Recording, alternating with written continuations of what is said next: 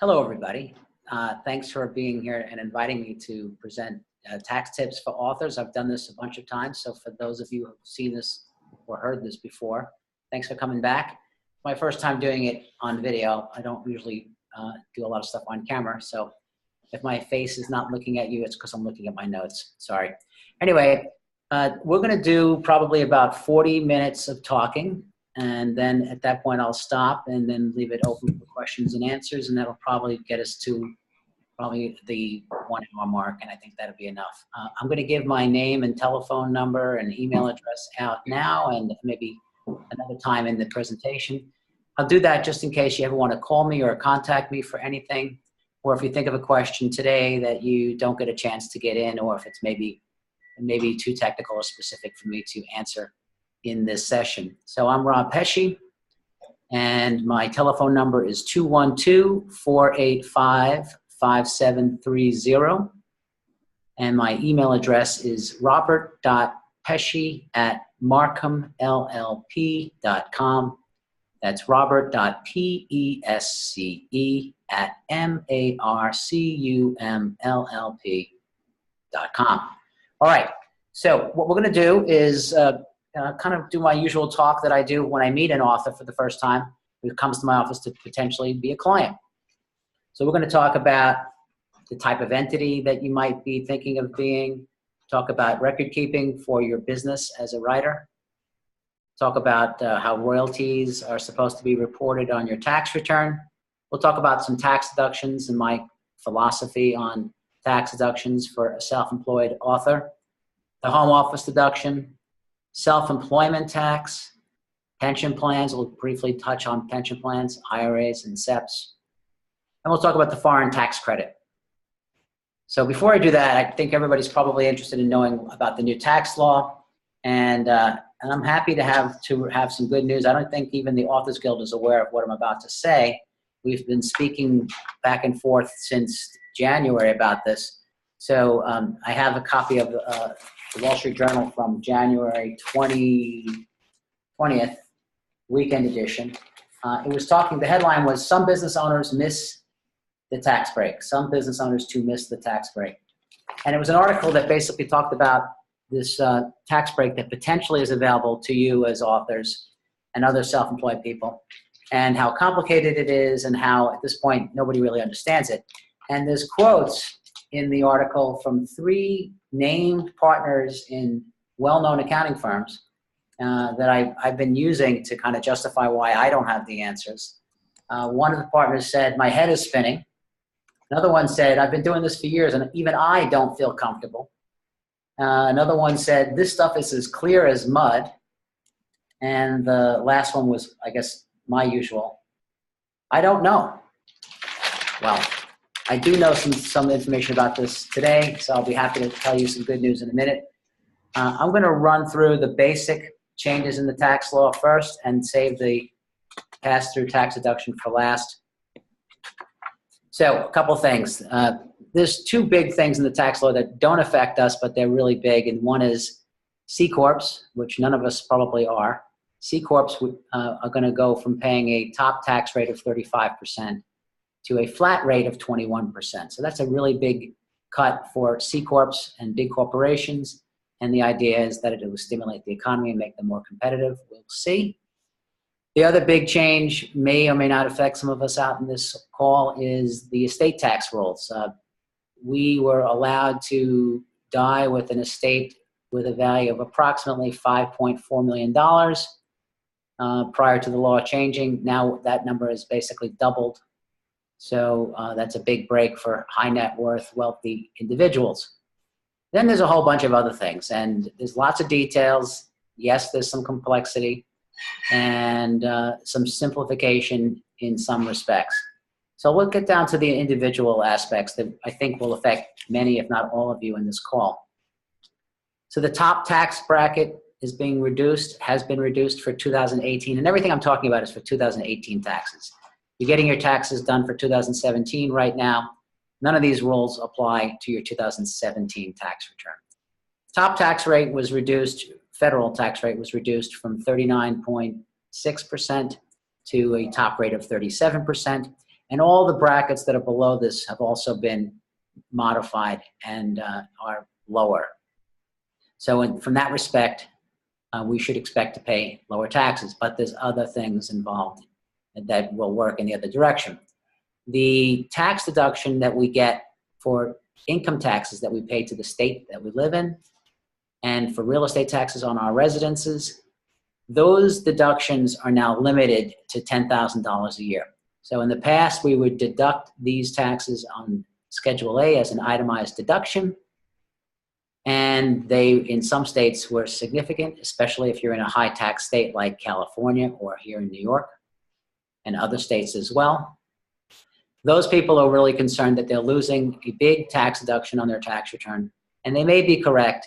There are other things in the law that maybe makes that concern less serious, but the headline is, yes, tax deductions for state and local and property taxes are now limited to $10,000.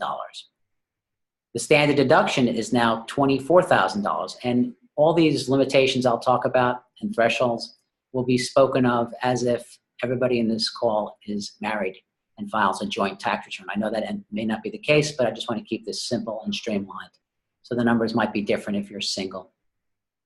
So the standard deduction is $24,000 for married filing jointly. So what you'll do when you do your return next year is you'll look at your tax deductions, your real estate taxes and your income taxes, and that will be limited to $10,000. You'll look at your interest on your mortgage, and to the extent that that's deductible, you'll put that in the column. Gifts to charity, those are the three big things that will still be applicable to be an itemized deduction. And if the total of those deductions is greater than $24,000, you'll itemize. If the total is less, you'll take the standard deduction.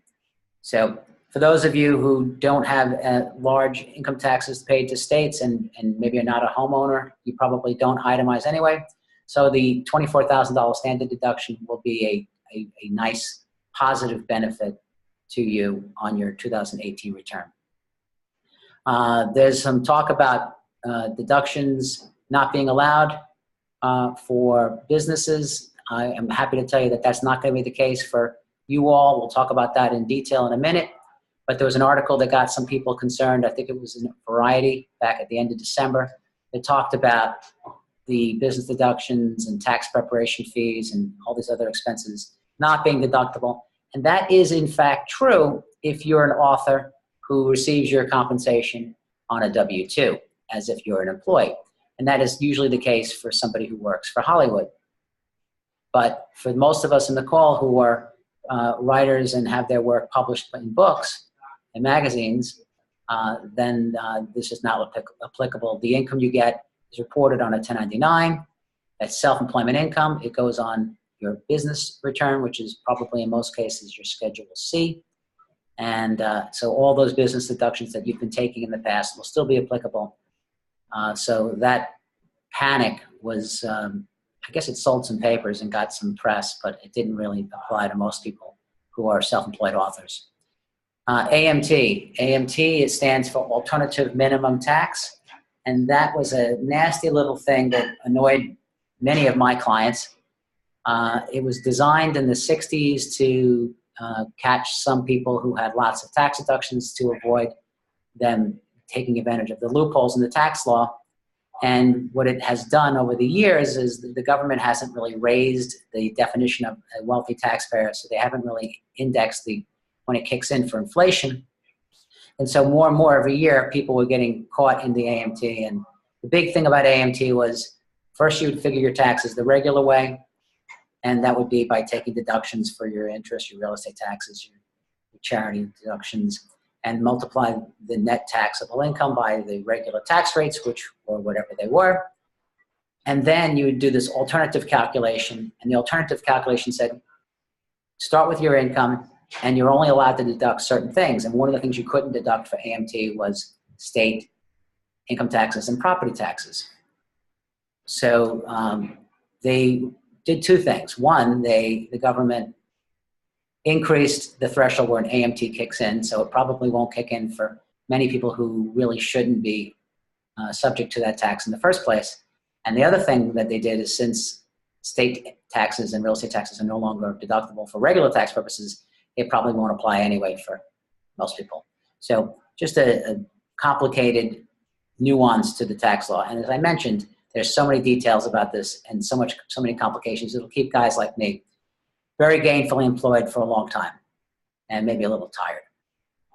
Mortgage interest rules change. The rules we've been following for years basically say that we're allowed to deduct the interest on our primary residence and our second home as long as the total outstanding mortgage debt is not more than $1,100,000. And so if any of you out there had a mortgage or mortgages that were in excess of $1.1 million, you were limited to your interest deduction. It would get prorated and reduced accordingly.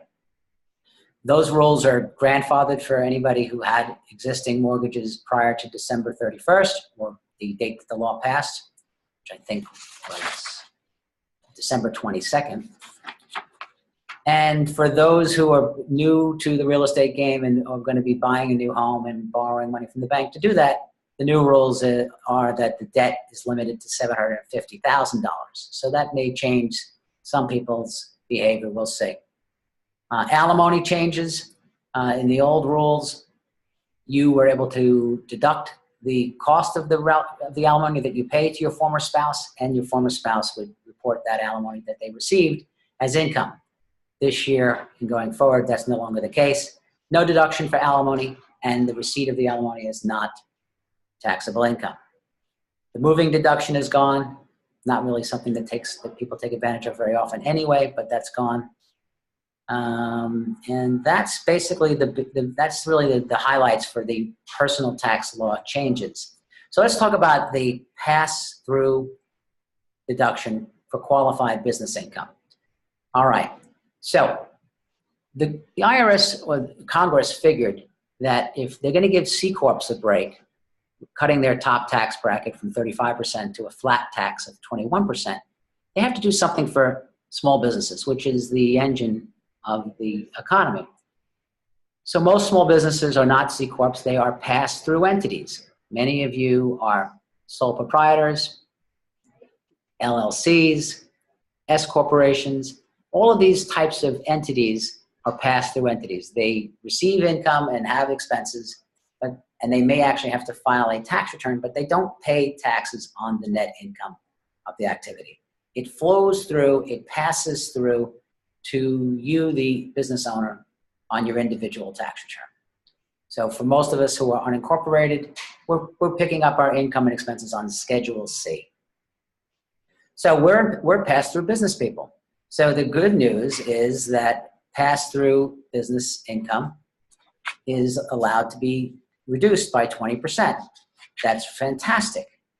20% of qualified business income from pass-through entities is now deductible. So if you make $100,000 a year as a self-employed author and you qualify for this, and I'm going to give you some really great news in a second, but a pass-through business that makes $100,000 of taxable income would pay taxes on $80,000, 80% of the income. That's great. But what qualifies as a qualified pass-through business? Well, they put some exclusions in the law. They call these exclusions specified service trade or businesses. And they specifically identified businesses like accounting and law and medicine as an excluded or specified business.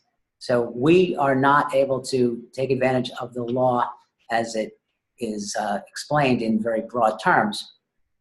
And then this catch-all group is also considered a specified trade or business, and that is any business, any trade or business where the principal asset of such trade or business is the reputation or skill of the owners. So that by itself, I think, would most likely, and we're not 100% clear on this, but that would most likely include everybody who's in this seminar today. I think what you do would probably classify you as a specified trade or business, but we don't know. I checked the IRS website yesterday to see what their latest information on this subject was.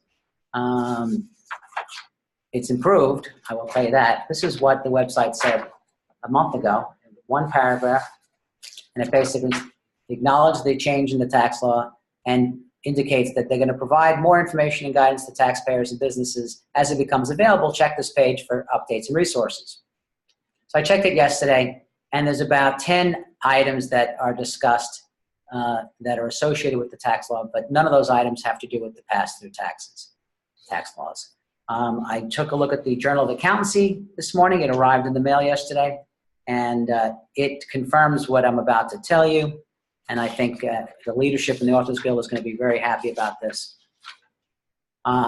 So if an author qualifies as a pass-through business, it's very simple. You'll be able to deduct 20% of your income from your tax return and pay taxes on the remaining 80%.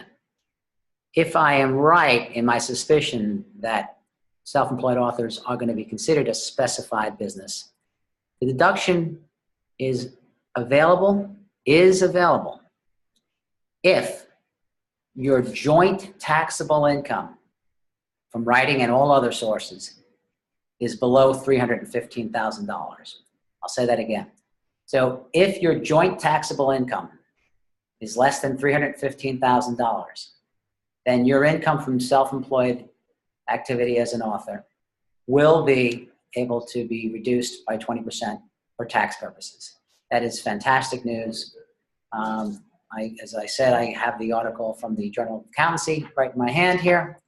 And the question was, who can claim the full deduction? And the answer is any individual who has taxable income below the threshold mentioned can apply the 20% deduction against qualified business income, regardless of whether or not the taxpayer is in a specified trade or business. So that's great news. That's really great news. We'll find out if there is some exclusion for authors and if they might be considered to be a qualified business and not a specified business, and that would be really great for those of us in the call whose joint taxable income is greater than $315,000. So I imagine there'll be some questions about that when we do Q&A, and we'll come back to that when we get to that point. So let's talk about types of entities. Some of these ideas that I'm going to share with you are ideas that have been applicable for years and I think still are. So most of us are probably sole proprietors, unincorporated businesses, single member LLCs. All of those types of entities pay federal and state income taxes where applicable on your net income from writing after your business expenses, and you report that activity on Schedule C. So in addition to paying those types of taxes, you also pay something called self-employment tax. Self-employment tax is another word for Social Security and Medicare. And we all contribute to Social Security and Medicare tax on the first $128,000 of self-employed income. So for an author that makes $120,000 of net income from self-employment, you're paying the full 15.3% rate on that $120,000, which I think is something like $18,000. I don't have a calculator with me, but I think that's the number. So how can you get around that? It's really not easy to do, but for some people who have income that's significantly more than that, they might consider the complexities and costs of being an S corporation. Why? Let's keep working with the $120,000 example. As an S corporation, your income and expenses would be reported on the S corporation tax return, which would need its own corporation, tax identification number, tax return, probably need an accountant like me to do the tax return. So there's some costs and some administrative responsibilities. But that income, that $120,000 of net income that passes through to you as an author, which is still subject to federal and state income taxes, is not subject to the self-employment tax. The income from the S corporation is not subject to the self-employment tax. That's fantastic. So you would think at this point in the conversation, you're going to save $18,000 in self-employment tax. No. It's pretty obvious to the IRS that a shareholder that receives this $120,000 of income from their S corporation is taking the money and is basically avoiding the self-employment tax And that would be generally a red flag, in my opinion, filing an S-Corp return with 0 salaries paid to the shareholders. So we have to file some kind of salary. So we usually figure out, this is very subjective, but in this standard example, we might have a $50,000 salary paid to the author from the S corporation. So now the S corporation has a $70,000 profit, which gets reported to the author on their tax return. And the author has a $50,000 salary, which gets reported on their tax return. They're still paying taxes on $120,000, but they're paying Social Security and Medicare only on the $50,000 that was reported as wages. And the remaining $70,000 is still not subject to the tax. Well, that saves you quite a bit of money in self-employment tax. So that's a typical strategy for an author who is making that kind of money. And the more that the author makes, the better the strategy is, because the savings continues infinitely. The tax rate for self-employment tax after you exceed $128,000 of income is only about 3%. But if you're a best-selling author that's making $1 million, $2 million a year, that 3% savings becomes significant, and it becomes much more worthwhile to become an S corporation. So that's really great. So that's something that comes up in our conversations when I'm meeting a new author. We'll talk about pensions in a second and how that adds a little bit more complexity to deciding what the right threshold for compensation should be. So we'll move into the next area, which is how your income is taxed. Occasionally when an author comes to see me who is working with the brother-in-law's accountant, I find that their income from writing is on Schedule E. Schedule E is where people report their income from rental activities and royalties. The royalties that Schedule E is supposed to be reporting is royalties from passive activities such as royalties from oil wells and other things that have nothing to do with the kind of royalties that you're earning as a self-employed author. And so I tell them that you can't deduct it there, you can't report it there. And the big distinction between having it on Schedule E and Schedule C is that the income from Schedule C is not subject to self-employment tax. The income to Schedule C is. So that's a common error that I see when people work with an accountant that's not familiar with the rules for self-employed authors. So royalties, your income from writing, whether it's royalties, advances, or fees for articles that you wrote, all of that goes on Schedule C and is subject to self-employment tax if you're unincorporated. And if you're incorporated, as we said before, it goes on your S-Corp return and flows through to you the way we talked about. Let's talk about tax deductions. People ask me all the time, what's deductible, what's not deductible? I basically tell people to, if there's any kind of idea in your mind that it had something to do with your business as a writer, let's get it on paper, submit it to me, and we can talk about it. If it's gray, maybe it's deductible, maybe it's not, maybe it's a judgment call. But some of the things that I definitely have seen that people don't take advantage of is the cost of being connected to the world and to the consumption of media. So all of my clients are deducting their internet, their cell phone, their cable, their Netflix, their theater tickets, their movie tickets, all the money that they spend to be aware of what's going on in the media and to be relevant as they create the work that they do as a writer. So that's a kind of an area of tax deductions that are not maybe obvious to some of you. Obviously, you're going to deduct the cost of your computer and your paper and your commissions to your literary agent and all the other obvious things. But those are kind of tax deductions that some people forget about. Record keeping, I'm going to give you some pointers on that. Most of us dread putting together our accounting information at the end of the year to do our tax return. That's because we probably don't have a good system or a good habit that makes it easier. So two things. First, if you're going to use a credit card to spend for your activity as a writer, pick one card and make that the card that you use for business. So if you have two cards in your pocket today, one's gold, one's green, pick one. Okay, pick the gold one. The gold one is used for business. Every time you use that card, it's for business. So that at the end of the year, when you get your summary, you're not sitting there figuring out what's business, what's personal, what's business, what's personal. It's all business. Makes it simple. The credit card statement tells the story of your business. Same thing with the bank account. For those of you who are using a checking account to pay bills by check or by debit card, if you have that account separate and apart from your other personal activity, it makes it really easy at the end of the year to just download it all to Excel and summarize it, and you're not faced with figuring out what's business and what's personal.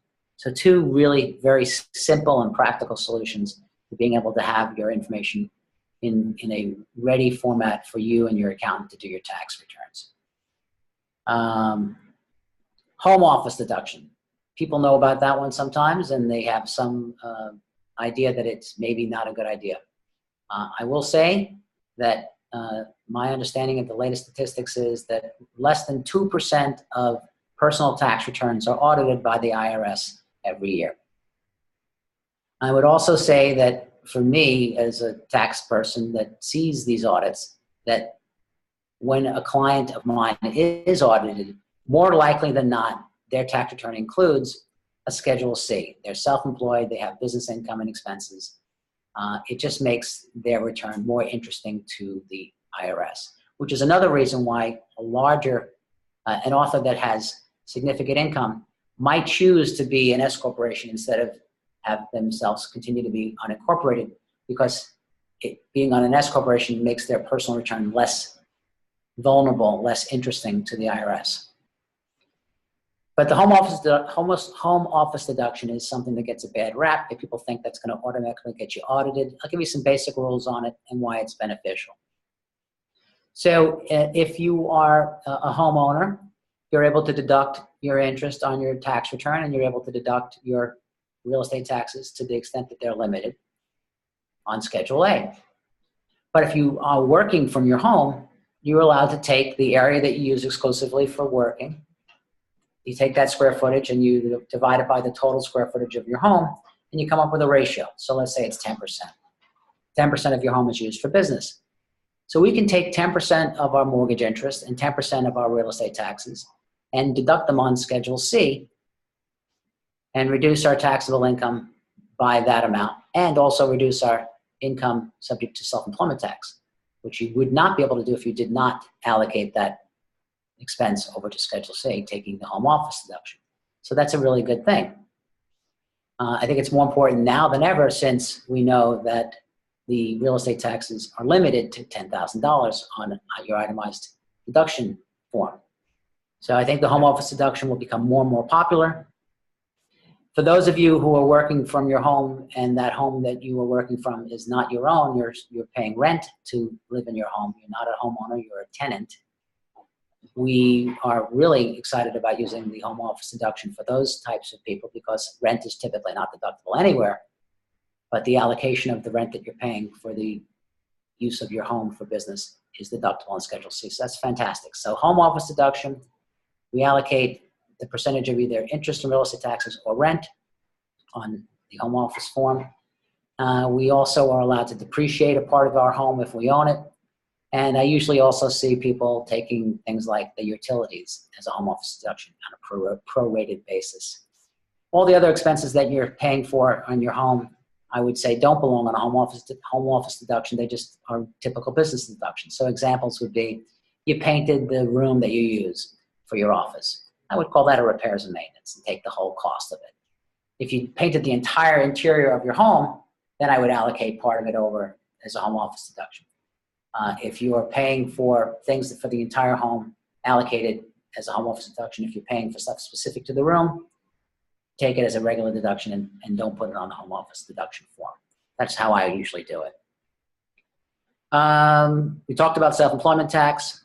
I want to talk about two last topics. One is the foreign tax credit, which I think most of us know about.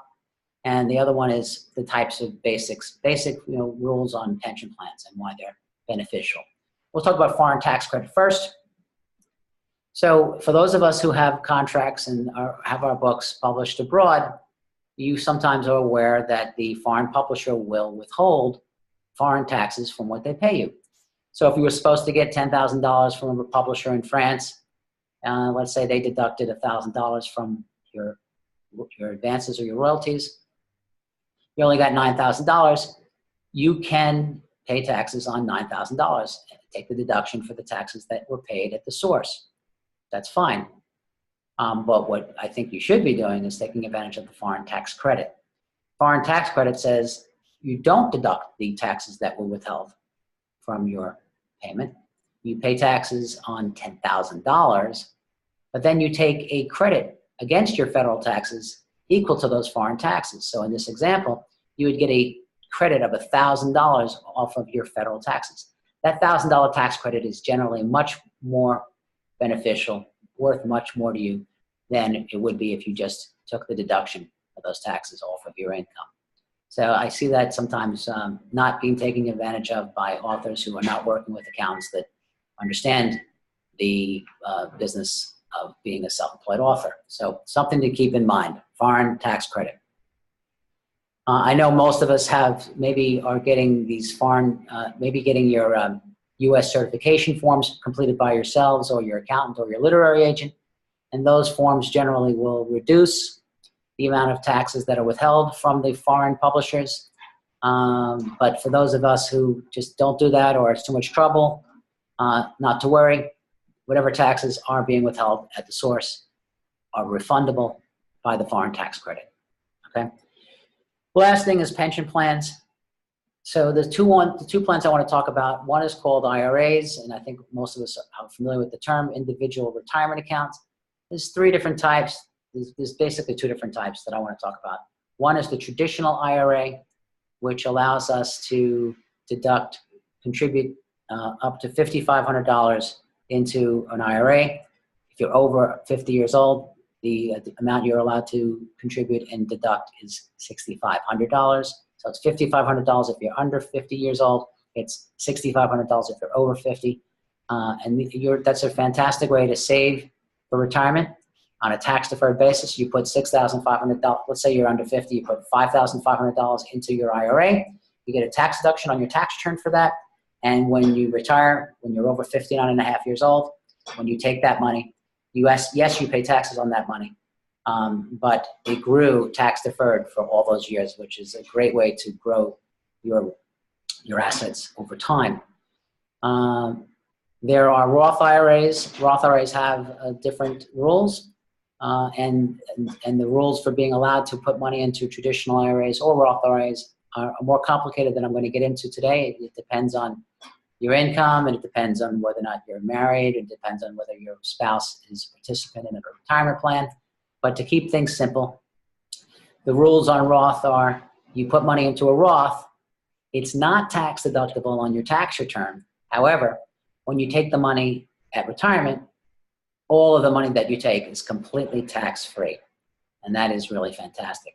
What I'm seeing a lot of people do, and maybe this is a little tip for some of us out there who have children who are still living at home but are eligible to work. I've seen people put their children on the payroll for the summer, give them a summer job, pay them $5,000, $6,000 so that they have earned income, and then take that earned income and contribute it to a Roth IRA. You do that for 3 or 4 years, your child then is now an adult with $20,000 or more in a Roth IRA, which continues to grow for the next 30 years, 40 years, tax-free. And when they retire, they'll have a tremendous amount of money, all because of the strategy that was put in place when they were teenagers. That's a popular thing I've seen people do. And then the last thing I want to talk about is something called the backdoor Roth, which is really unbelievable. It's unbelievable that it existed and that it still is allowed. But here's how it goes. Some people are, because of the rules, are not allowed to contribute to a Roth IRA. So what they do is they contribute to a traditional IRA, which is, in their case, not deductible. So they put money into a traditional IRA. It's not tax deductible. And then the next day, they convert that traditional IRA contribution into a Roth IRA. It sounds too good to be true, but it is definitely happening all the time. And it's a really common way to get what they call a backdoor contribution to a Roth IRA that might not otherwise be allowed. So that's the rules on IRAs. SEPs, SEP, Simplified Employer Pension. Very popular with self-employed authors who are making enough money to be able to take advantage of this. If in the example I gave before, $120,000 net income from self-employment, we're allowed to take up to 20% of that $120,000 and contribute it to a SEP. Take a tax deduction for it on our tax return. That's fantastic. So 20% of $120,000 would be $24,000. A great way to get a tax deduction on your return this year and then save that money on a tax-deferred basis going forward. And it doesn't have to be 20%, it's up to 20%. If you are an S corporation, let's go back to the same example, $120,000 S corporation, it reports a payroll of $50,000 to you, the employee, the shareholder of the S corp. The S corp takes a tax deduction for up to 25% of the wages that it paid to you. So if you reported a $50,000 salary, 25% of $50,000 is $12,500. The S corporation takes a tax deduction for $12,500, and that is, of course, deductible on the S corp, which makes you pay less tax on your taxable income, and that $12,500 grows on a tax-deferred basis until you take it out at retirement. So you might say, well, I want to get more than $12,500. Well, then you have to pay a larger salary to yourself. And so that's great. You get a bigger SEP deduction, but the more salary you pay, the more self-employment tax you pay. So that's when the calculus kicks in and you figure out where the best place to be is on that. So that's why it's very subjective and subject to specific rules and circumstances. So that's really all I wanted to cover. I don't know if we went fast or slow. So my watch says almost 40 minutes past the hour. We're pretty much on track. So Jennifer, if you want to open it up to questions and answers, I'm available. Okay, let's go ahead and do that. So to remind everyone who's watching right now, if you're in the Zoom webinar, you can ask a question using the Q&A button. If you are watching via Facebook, just shoot us a comment. And then Robert Pesce will try to answer as many as we can get to. So again, use the Q&A button rather than the chat or the raise your hand button inside the Zoom webinar if you're watching here with us. Okay. So CJ Lyons asks if we can write out your phone number and email address. CJ, we will definitely do that on the website so that everybody can see that. But, you know, Robert, if you also want to repeat it for everyone who's watching now, and then I'll also put all the contact information on the website afterwards. I will. Oh, here it comes. Okay. So it's 212-485-5730. And my email address is robert.pesce@marcumllp.com. Okay, excellent. Let's see. Okay, so this one looks like a long one. Mindy asks, tax deductions for travel used to be pretty straightforward. If I went on a trip for book research or other business reasons, I deduct my expenses. And if I went on a trip for pleasure, I wouldn't. Nowadays, however, every trip I take, whether for business or pleasure, seems to turn into a big opportunity for marketing and branding. With social media, I'm able to incorporate tons of travel photos and stories in all sorts of ways to promote my books. For example, when I created a multi-post blog series about some related literary discoveries while on a recent vacation. Given this social media era mix of personal and business travel, how much, if any, of the expenses for those sorts of trips are deductible? Thanks for any help you can give. Okay, so that's a pretty good question. I would say that any of the costs of the travel that's specifically associated with research for the book that you're writing, or that is specifically associated with the promotion of the materials that you're publishing, I would say I would deduct them. Now, when people say, well, what about if I spend part of the trip just hanging out with my spouse and having a couple of days of vacation? I would say, let's not deduct the cost of those days, the cost of the hotel, the cost of the meals for those days. But the airfare, I would take 100% of the deduction because it costs X dollars to get there and X dollars to get back, whether you're there for business 100% of the time or for business less than 100% of the time. But it's definitely a good idea to be taking deductions for travel expenses, whether it's for research directly associated with what you're writing or legitimately for photographs and content that you're putting on your website to promote or on Facebook to promote your work. Yes. Okay, excellent answer. Ellen asks who I am. I would just, sorry I didn't introduce myself before. My name is Jen and I'm on the Authors Guild staff. Let's move on to questions for Robert, which are important here. Is the threshold, you talked about a threshold, is the threshold 315,000 or 350,000? Okay, it is 315,000. So if we're married, filing a joint return, and our taxable income is less than $315,000, we are allowed to take advantage of the pass-through tax deduction and reduce our net income from writing by 20%. Okay, excellent. Thank you for clearing that one up. Okay, moving forward. Ellen asks, what is the cheapest way to use QBP?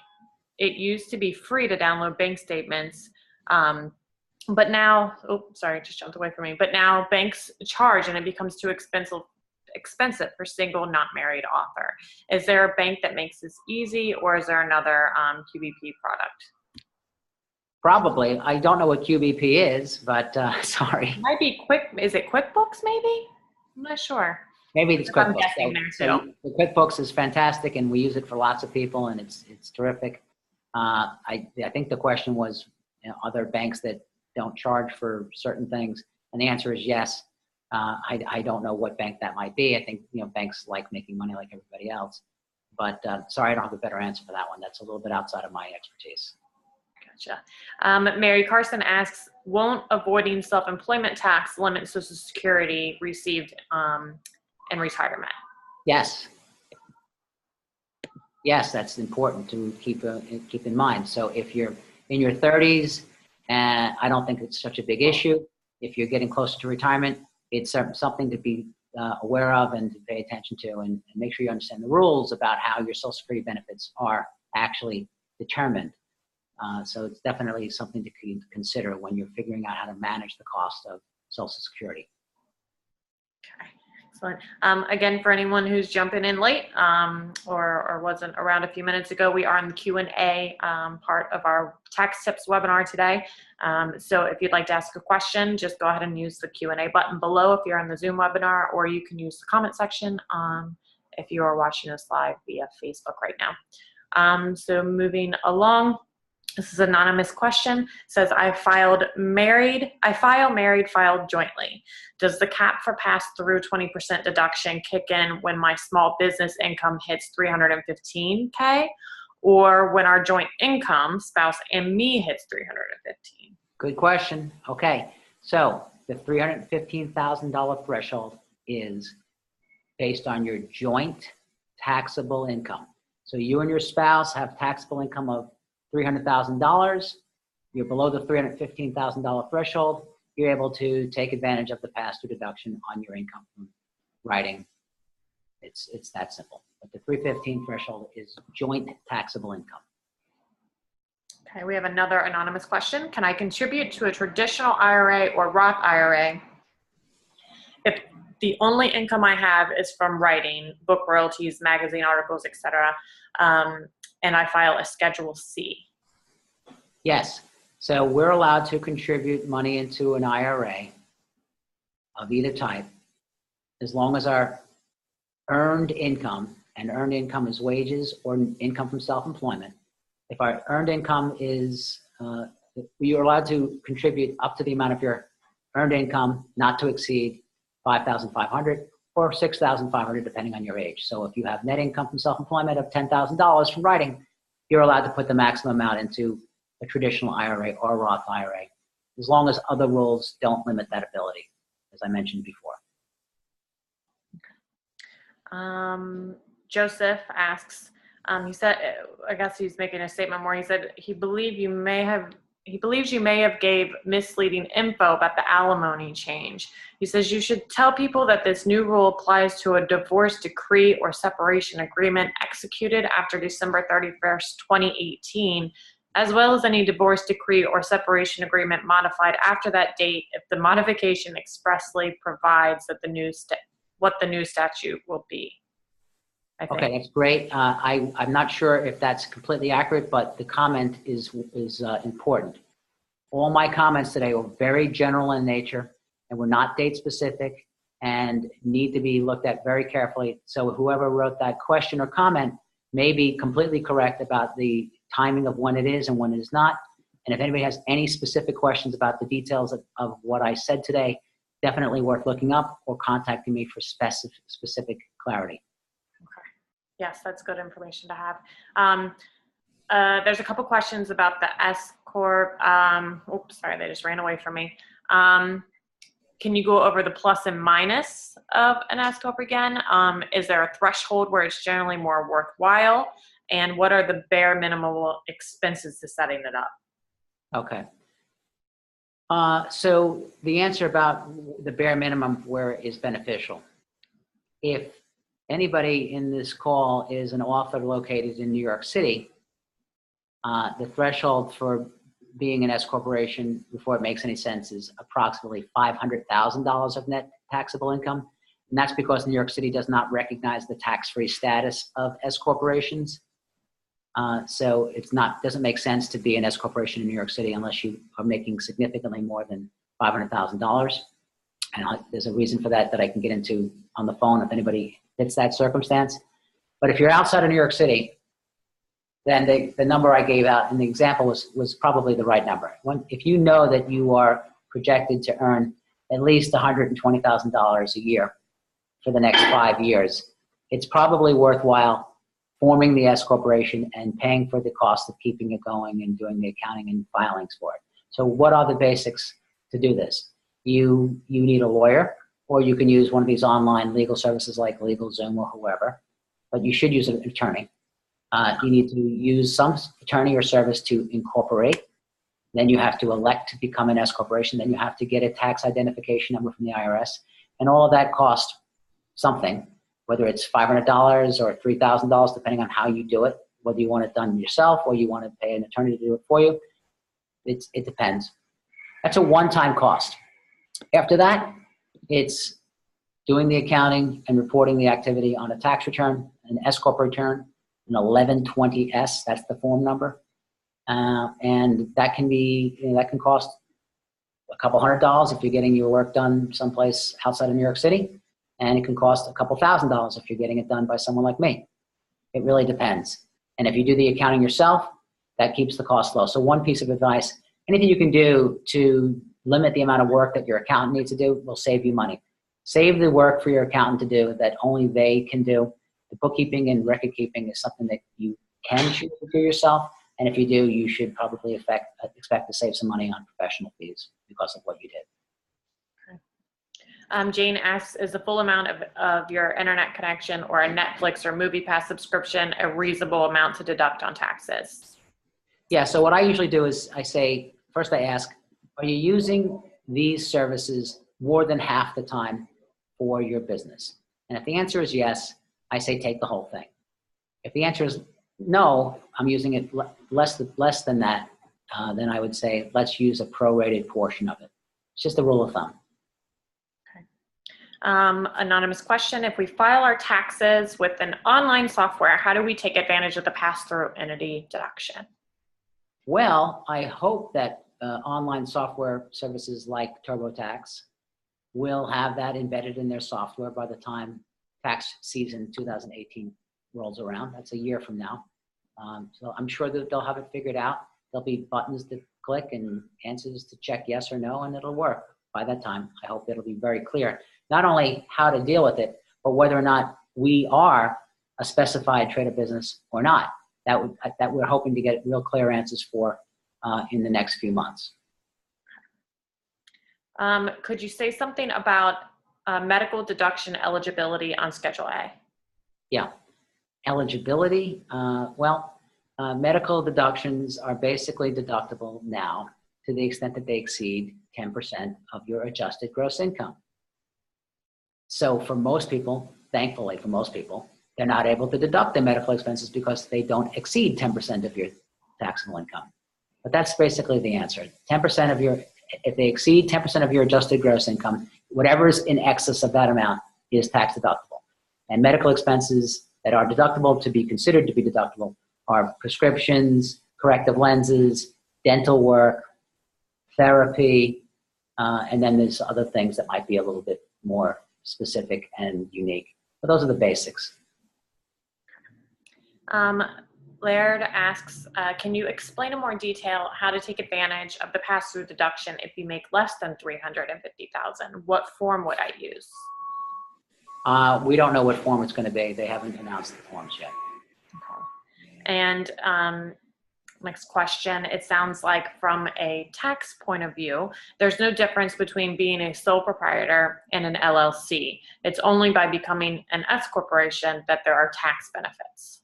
That's correct. If you're the sole member of an LLC, for tax purposes, it's considered a disregarded entity, and it's the same, reported the exact same way as if you were a sole proprietor without owning an LLC. Karu has a question. I do quite a bit of video work concerned with my book as part of my marketing. Is this still deductible? Yes.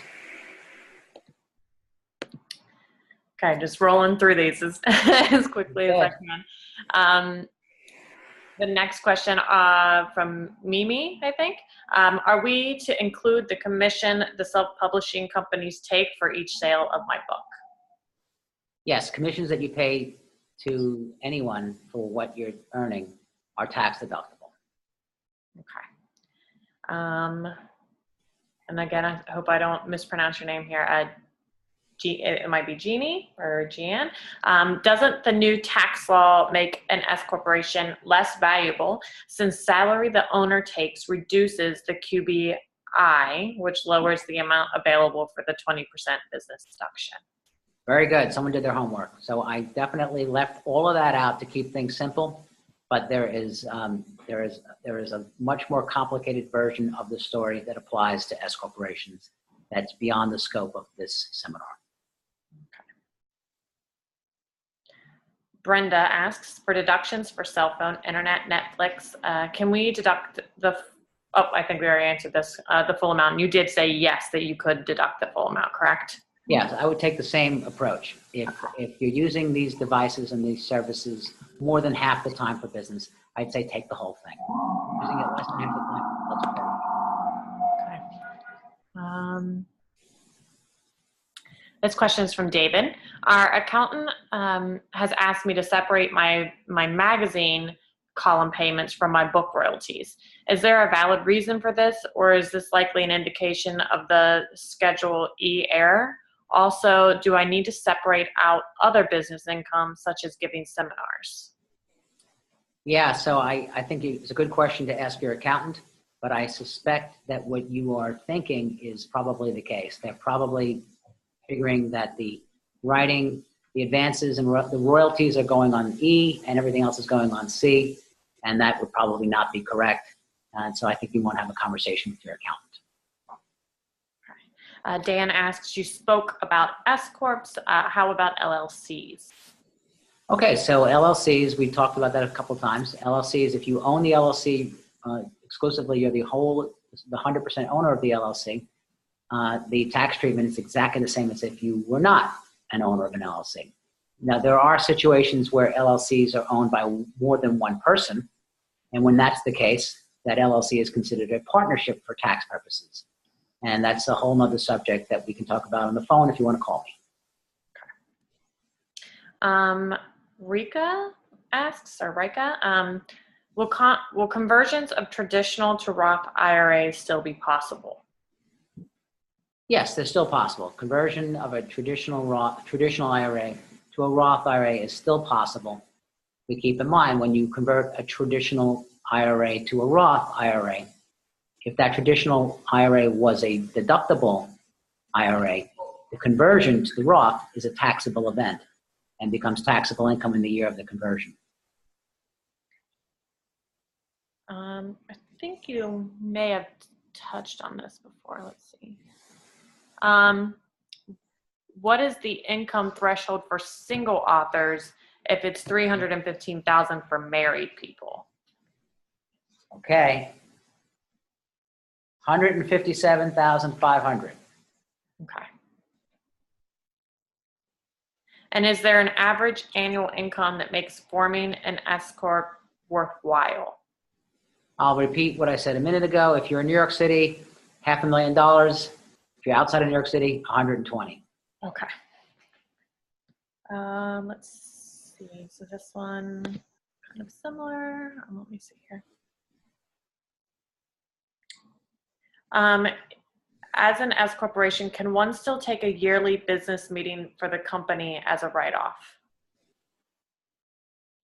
I guess. I don't like to know what the purpose of that business meeting is, but you take as many as you want if they're legitimate business reasons. Okay. From David, do we still pay SE tax for earnings after age 70? Yes. All right. Moving along, Grace asks, if I earn $350,000, can I still deduct 20% from the first? But I'm not sure if that question got cut off or if that makes sense to you. I think I got the question. So if the threshold we're talking about is $315,000. So if the joint taxable income is greater than $315,000, but less than $415,000, then we get part of the 20% deduction. It gets phased out. It's completely phased out once your joint taxable income exceeds $415,000. So there's some math and some allocation. There's a formula that nobody has seen yet, but over 315, it gets prorated and reduced and completely limited once you're over 415. Okay. Sheila says, you said you talk about royalties and capitalization of printing expenses. Huh. Did I say I was going to talk about capitalization of printing expenses? I don't remember saying that. Call me if you want to talk about it. Okay. Another question, anonymous. Which QuickBook or QuickBook Pro product do you recommend for a non-Mac brain and for authors to use simply? Actually, that's a good question. Most of the authors that I work with really don't have time to use something that is so complicated like QuickBooks. QuickBooks is great for a business that has employees and offices and people and just a lot going on.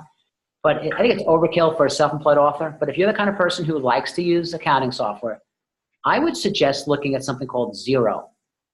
Xero. It's the hottest new thing. It's really chasing QuickBooks these days. It's faster, it's cheaper, it's more user-friendly, it's less technical. And I can tell you, once I got over not liking it because it wasn't what I was accustomed to, because I am very, very, very addicted to QuickBooks, Xero is fantastic. And I would say that after this meeting, you're going to hear about it in the next couple of weeks. It's really popular and getting more popular every day. Xero. Okay, good to know. Mary asks, might be too specific, but my husband is a self-employed photographer and we file separate Schedule Cs. Would we benefit from lumping it all into one single Schedule C instead, since we do work together sometimes? Well, you really can't do that. Each person files their own Schedule C on their joint tax return. You really can't lump them together. And I don't think there'd be any benefit to doing that even if you were allowed to. There might be some reasons that you want to do something to make each person's income the same amount. Maybe the spouse number one makes less than spouse number two, and you want to maximize the set for each of you. So the way to do that would probably be to figure out a way to share expenses differently so that you get the net result that you want separately. You really can't put them together. You just have to kind of figure out how you mix the expenses and the income. Okay. Andre asks, is the limit for the types of IRAs applied to each individual IRA or the total number of IRAs? I don't think it's based on the total number. The limit is based on the person and their income. So the maximum we can put into an IRA or 2 IRAs or 3 IRAs. The cumulative maximum amount is $6,500 if you're over 50 and $5,500 if you're under 50. Okay. Sharon asks, are grants to authors from nonprofits considered income? I think so. I think we want to get more specific about the details, but I think the answer would be yes. Okay. I think we answered that one.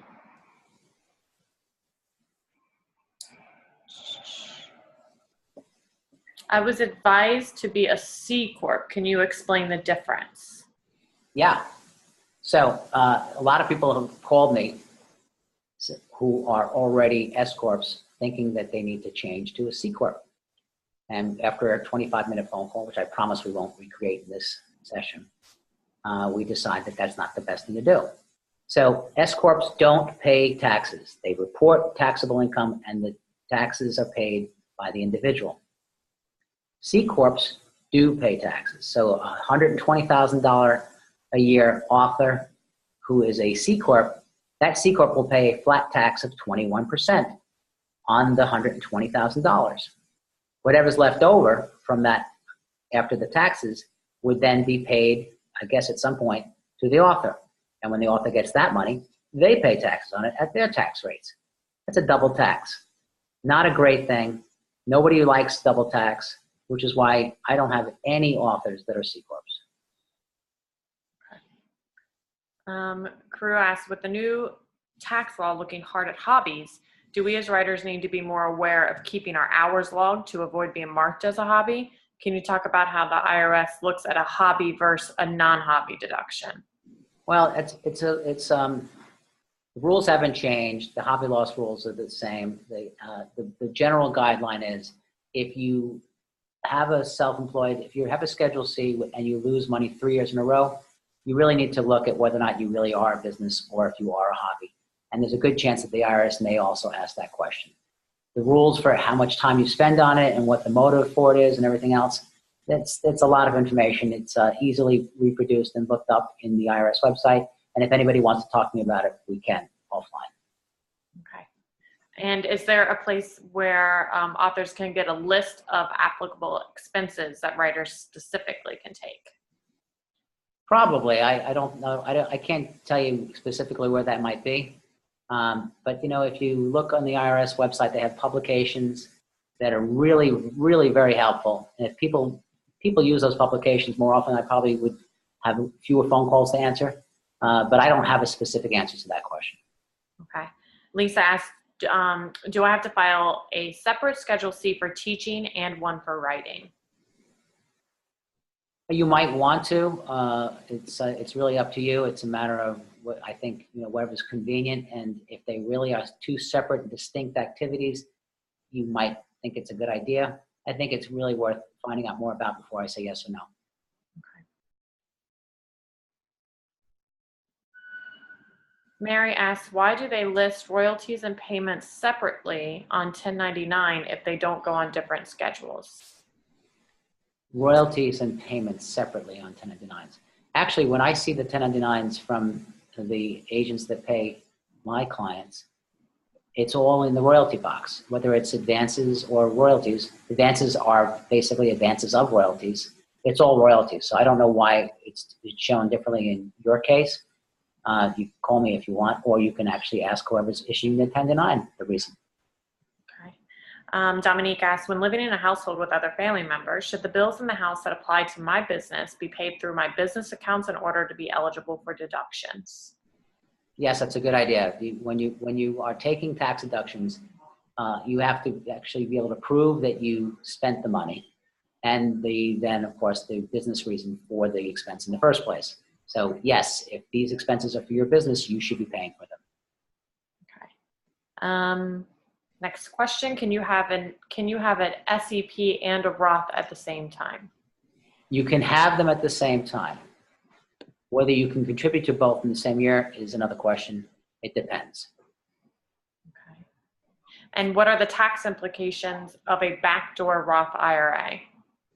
Tax implications. Okay, so when you do a backdoor Roth, you put money into a traditional IRA that is not deductible. So there's No tax implication there. You didn't get a tax deduction for it.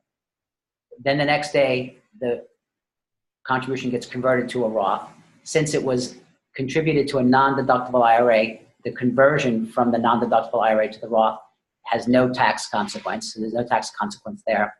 And then the final tax consequence is actually a benefit. Later on, when you take the money at retirement, you get the benefit of a fully tax-free distribution from your Roth. Let's see. This is another anonymous question. I have a part-time writing job and am also self-employed as a writer under contract for a book. Many of my research trips are for both. Can I still deduct expenses if some of those expenses might be for the part-time job? Yes. And I think you've already talked about this, the C Corp versus the S Corp. So we'll mark that one. Dominique asks, can you talk about how to abide by the taxes you have to pay per book sold, for instance, in New York? Also, how do we account for such taxes when selling our books in person via cash at events and trade shows? Okay, so we're talking about actually selling your books and receiving money for a copy of your book. That's a little different than what I usually talk about. I'm talking about income from royalties. There's a whole bunch of accounting for that. You have inventory, you have costs for the books. It's a whole nother subject. Let's talk offline about that one. Okay.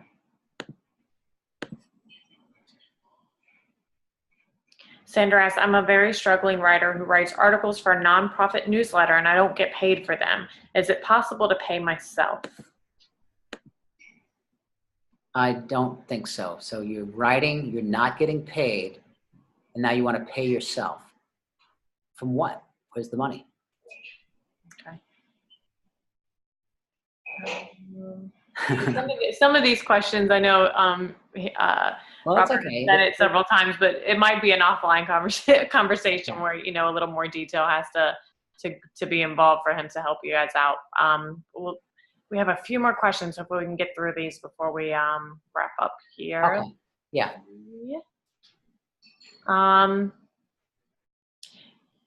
NYC not recognizing S corporations, is that a new event? I've had one for years and I'm making less than 500,000. Should I change pass-throughs? Okay, so I've been an accountant for 32 years, and as long as I have been, New York City has not recognized the tax-free status of S corporations. So I'm not sure why you're not paying city corporation taxes on your S corporation if you're located in New York City. Maybe you are, and maybe you're just not aware of it. I would call your accountant. Okay, and those NYC-based writers who do have an S corporation and make less than 550,000, should they change to a different entity? I think it's worth looking at. But but the answer probably is going to be, you already are one. You've already gone through the expense of doing this, and you've already set yourself up to be such an entity.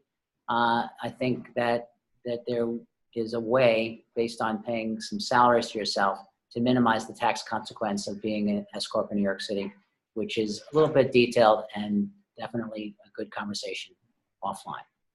Okay. Just a couple more questions. This one is an anonymous question. Can you talk about an individual 401k compared to the other options, how much you can contribute? I'm going to save that one for offline. It's just not, I don't have enough prepared for that one. Okay, and you pretty much answered that one.